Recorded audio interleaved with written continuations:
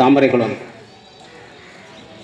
ஐயா சுந்தரராஜன் ஐயா அவர்கள் சிறப்புரையாற்றுவார்கள் பாத யாத்திரை குழு பற்றி. ஐயா உண்டு. எல்லாத்துக்கும் வணக்கம். ஒன்றும் இல்லை, அந்த பாத யாத்திரையோட நோக்கத்தை எல்லாத்துக்கும் சொல்ல கடமைப்பட்டிருக்கோம். தமிழ் வேதமான புனித அகிலத்திரட்டு அம்மானையை உலக மக்கள் அறியும் பொருட்டு மத்திய மாநில அரசுகள் புனித நூலாக அங்கீகரித்து அறிவிக்க வேண்டும். தமிழ் வேதமான புனித அகிலத்திரட்டு அம்மானைக்கு பல்கலைக்கழகத்தில் ஆராய்ச்சி இருக்கை அமைக்க வேண்டும்.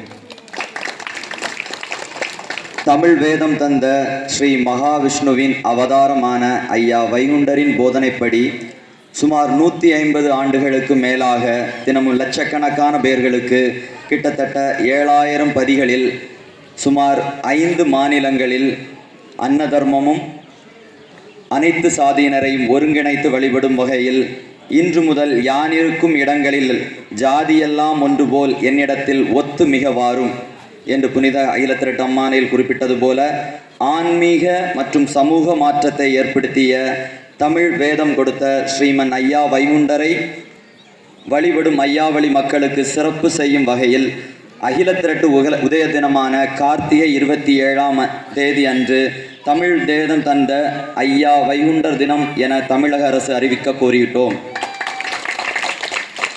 மேலும் ஸ்ரீமன் நாராயண சுவாமி ஸ்ரீமன் ஐயா வைகுண்டர் அவதார தினமான மாசி 20ஆம் தேதி மாநில அரசு பொது விடுமுறை தினமாக அறிவிக்க வேண்டும் ஆகிய கோரிக்கைகளை இந்த பாத யாத்திரை மூலமாக புனித யாத்திரை மூலமாக அனைத்து அன்பு கொடி மக்கள் சார்பாகவும் மத்திய மாநில அரசுகளுக்கு நாம் அனைவரும் கொண்டு சேர்க்க கடமைப்பட்டிருக்கிறோம். ஐயா உண்டு.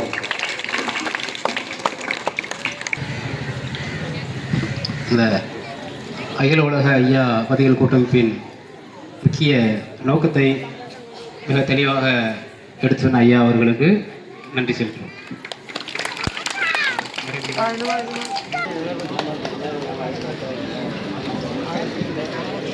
மேடையில் இருக்கக்கூடிய குருமார்களுக்கும் சான்றோர்கள் சொந்தங்களுக்கும் பெருந்திராக வந்திருக்கக்கூடிய பெரியவர்களுக்கும் என்னுடைய முதற்கண் வணக்கத்தை தெரிவித்துக் கொள்கிறேன்.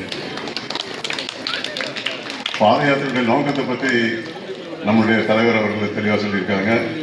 நம்ம என்ன குறிக்கோளுக்காக இந்த பாத யாத்திரை நடத்துகிறோம் அப்படின்னு சொல்லியிருக்காங்க. இதெல்லாம் பெரியவங்களுக்கு தான் நம்ம கேட்டுக்கிட்டு இருக்கோம். ஆனால் குழந்தைங்களுக்கு இதை பற்றி எதுவுமே தெரியாது. அவங்க ரொம்ப சந்தோஷமாக இந்த ஒரு நிகழ்ச்சியில் கலந்துக்கிட்டாங்க. மேடையில் பெரியவங்களோட அனுமதியோடு ஒரு 5 நிமிஷம் நான் குழந்தைங்களோட பேசலாம்னு நினைக்கிறேன். பேசலாமா? ஏன்னா அது வித்தியாசமாக இருக்கும். அதான் வேற ஒன்றும் இல்லை. எல்லாரும் சிரிக்கலாமா? நல்லா சிரிக்கலாம். சரிங்க. 1 2 3.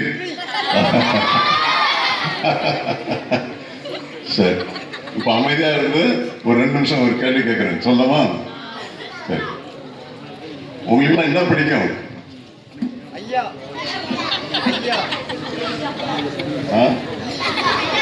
ஐயா தான் உயிர் நாடி. அதை பிடிக்கும்னு சொல்ல முடியாது. அது நம்ம உயிர். அது போக வேற என்ன பிடிக்கும்? நல்ல ட்ரெஸ் பிடிக்குமா? ஃப்ராக் போட்டா பிடிக்குமா? ஃப்ராக் போட்டு முடிவு பண்ணிடலாமா? சரியான்னு சொல்லுங்க. ஃப்ராக் பிடிக்கலையா? பசங்களுக்கு ஜீன்ஸ் பிடிக்கும், அப்படிதானே? 3 விஷயம் பிடிக்கும். ஒன்று ஃப்ராக் பிடிக்கும், பசங்களுக்கு ஜீன்ஸ் பிடிக்கும். இன்னொன்று என்ன பிடிக்கும்?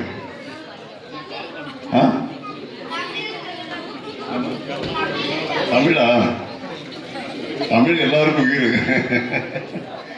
ஏதாவது ஒரு ஸ்வீட் பிடிக்கும், அப்படிதானே? ஸ்வீட் பிடிக்குமா? ஸ்வீட்ல என்ன ஸ்வீட் பிடிக்கும்? நீங்க யாரும் என் பேசி கேட்க மாட்டேங்கிறீங்களா? ஜிலேபியா? சரி, 3 விஷயம் என்னென்ன பிடிக்கும்? ஃப்ராக் பிடிக்கும், ஜீன்ஸ் பிடிக்கும், ஜிலேபி பிடிக்கும். இதை நான் வச்சுக்கலாமா? என்ன பிடிக்கும்? ஃப்ராக் பிடிக்கும், ஜீன்ஸ் பிடிக்கும், ஜிலேபி பிடிக்கும். சரி, இப்போ அம்மா அப்பாவுக்கு என்ன பிடிக்கும் தெரியுமா?